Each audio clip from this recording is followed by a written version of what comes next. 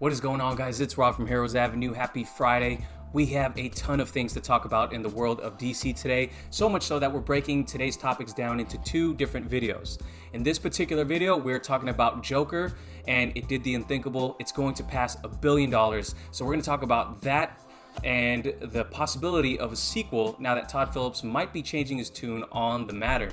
Then that's going to lead us into the Snyder Cut. We're going to be talking about the movement as a whole, and what a day to talk about it because Zack Snyder just shared two new images of Batman and Superman. So we're going to go ahead and give my thoughts on the whole thing because I didn't get to talk about it last week, and the movement is still going strong. So stay tuned for my next video after this, talking about who our new Alfred is in the Matt Reeves Batman movie.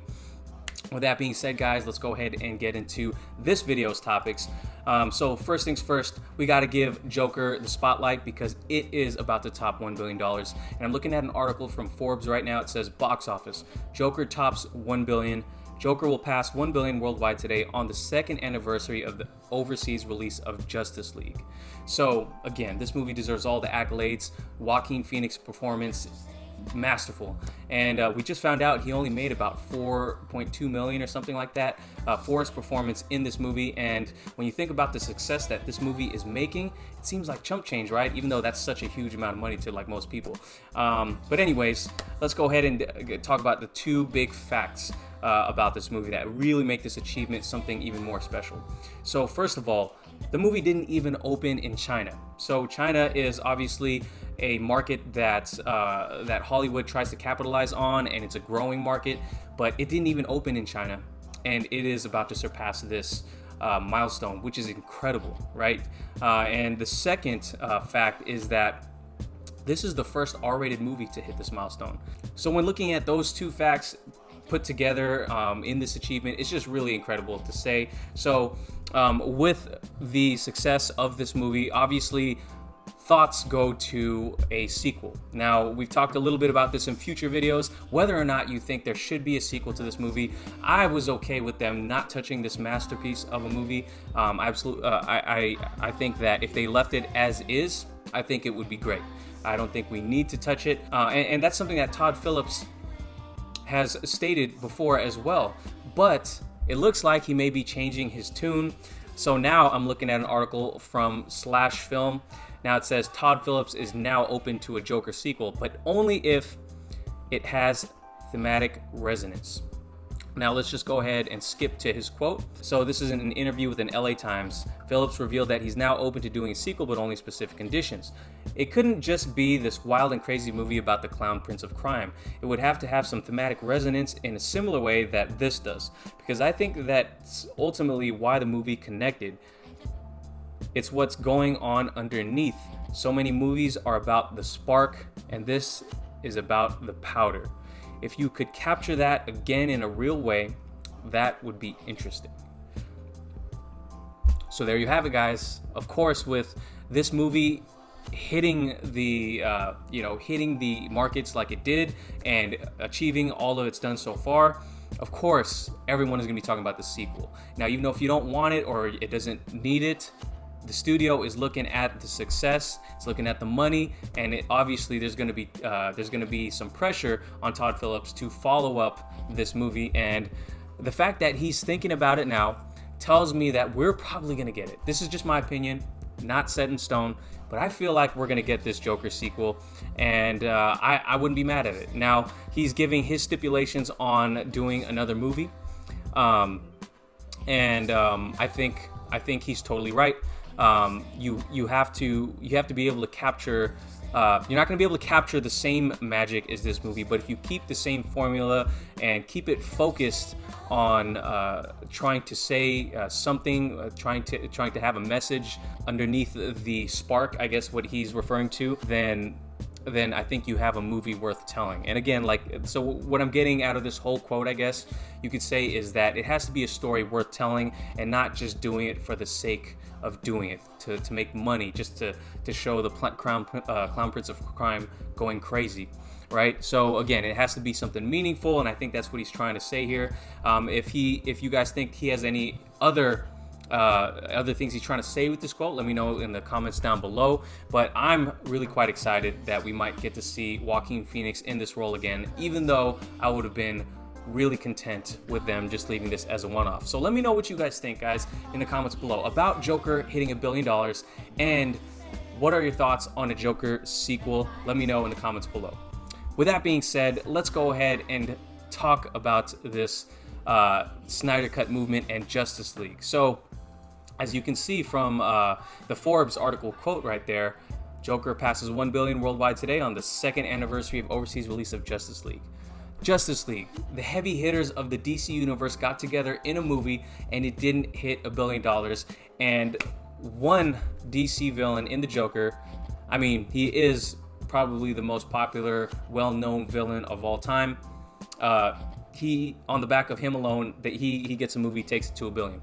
But that's not where the story ends. Really, you got to talk about creative control and letting the director complete his vision, right? So we didn't really get to see where the Zack Snyder universe would have gone if left untouched by Warner Brothers. Now, of course, I mean, at least in my opinion, Zack Snyder was ahead of his time in creating his Justice League universe.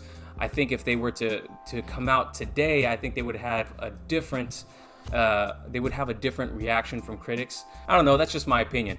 But basically, the reason why we're talking about Zack Snyder today is because what a hell of a week it's been for the Snyder Cut movement. A lot of different people have been dropping photos and information about the Snyder Cut, and there's a RT Snyder Cut on Twitter, which is kind of the hub for this movement. Shout out to them for organizing and getting the hashtag release the Snyder Cut trending. There's been a ton of athletes and celebrities chiming in, and what we got out of this past week, and I'm going to get to the new images in a second, but what we got in this past week was Jason Momoa really lighting things on fire, showing the image of him stabbing Steppenwolf with his Quindent and saying hashtag release the Snyder Cut, and that just lit this whole week on fire. And since then, we've gotten different images like images of Barry Allen and Iris West, and Barry Allen as the Flash, looking like there's an explosion off in the distance, and images of Cyborg versus Steppenwolf and things like that. And just to comment on those few things really quick, it would have been really great to see Kiersey Clemons as Iris West in the movie. I'm hoping she's still Iris West in whoever or whenever the Flash movie gets made. And the image of Flash looking off in the distance with an explosion happening, I'm thinking that this is the point where the Justice League failed to defeat Steppenwolf, and Ray Fisher shouts Barry, he has to run, go back in time, and kind of warn everyone, and thus lead us into the whole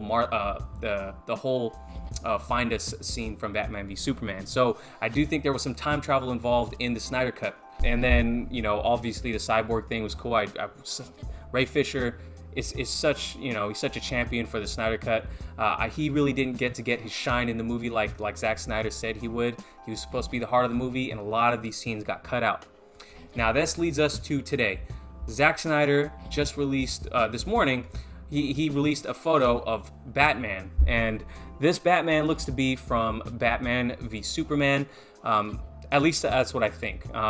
Correct me if you guys think I'm wrong. I don't think this is a version from Justice League, but if you look at the picture and the caption underneath, it says, "This is my Batman," and that's pretty much going at the Joss Whedon version of Batman, in which he was very smiley.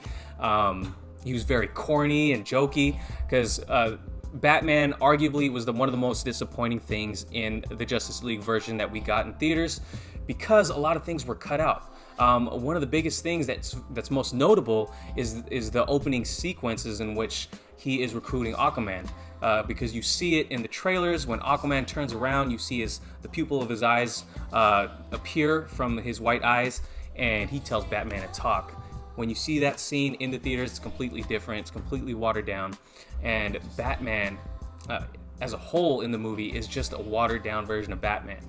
The Batman that we got in the warehouse scene from Batman v Superman, that's the freaking Batman we all fell in love with. That's the Batman that we've never seen on screen before, and like Zack Snyder says, that's my Batman. So he released this image here, and right before shooting this video, Zack Snyder released another image, and it looks to be of Superman. And look at the image right here. It says he has yet to rise. Now, I'm not sure if this is from BVS or Justice League. I'm seeing some people on the comment sections where I've seen this photo saying that this is a flashback scene from Justice League. So with the caption that he has yet to rise on there, I'm not sure exactly what Zack Snyder's trying to say. Maybe he's just telling us that, hey, this is the real Superman has yet to come out, because the Superman that we got, the mustache Superman in Justice League, that wasn't our Superman. So maybe that's what Zack Snyder's trying to say with this. If you got a different interpretation, let me know in the comments down below. But yeah, it's great to see Zack Snyder, really pushing to get his cut out. Now, this is just, again, this has been a major week. I got to give a lot of credit to the RT Snyder Cut movement on Twitter, because those guys have been organizing and trying to get this thing trending. And luckily, we've got the support of people like Jason Momoa, Ray Fisher, Zack Snyder himself to get this thing going. So shout out to all you guys who've been following and keeping the faith. There was a lot of people laughing at us for believing that this cut exists, and you're seeing a lot of those people turn around now, and they're not laughing anymore. So that leads us into a different discussion on whether or not this movie will actually get released. Now, given the powerful momentum that this movement is having right now, and the persistence of all these fans, and the support that it's gaining, I'm thinking we eventually will get this movie. I've been saying that for the longest time now. Can't say when, but I do think at some point in time we are going to get this movie. And if you just go ahead and look at, go ahead and Google Zack Snyder Vero, and you'll see tons and tons and tons of different shots from Justice League. So it's absolutely undeniable that there is a cut out there that exists. He said it himself, Zack Snyder said it himself, that there is a finished cut out there. Jason Momoa says he's seen it, and he challenged a reporter, letting them know that, hey, you didn't think Zack Snyder could finish it? So it's out there. I think it will be released at some point in time. Now, there's a lot of talk about HBO Max being the platform for them to, Warner Brothers, to release it. And what are my thoughts on that? I'm thinking this could actually happen. Now, the streaming wars have just begun. Disney Plus just dropped, or just opened for business this week. Did 10 million subscribers in one day, over 10 million, which is incredible. And I'm watching Mandalorian right now. I'm loving it. But HBO Max has a much higher price point, and Netflix obviously still exists. Hulu still exists. And there's Amazon Prime. There's Apple TV. There's a ton of streaming services to compete with. Now, how are you going to do something different to make us want to buy into your streaming service? There's rumors now that DC might be releasing movies right onto HBO Max. And that's a different question in itself. Would you guys be open to DC movies going straight to HBO Max, or would you want to see them open wide release in theaters?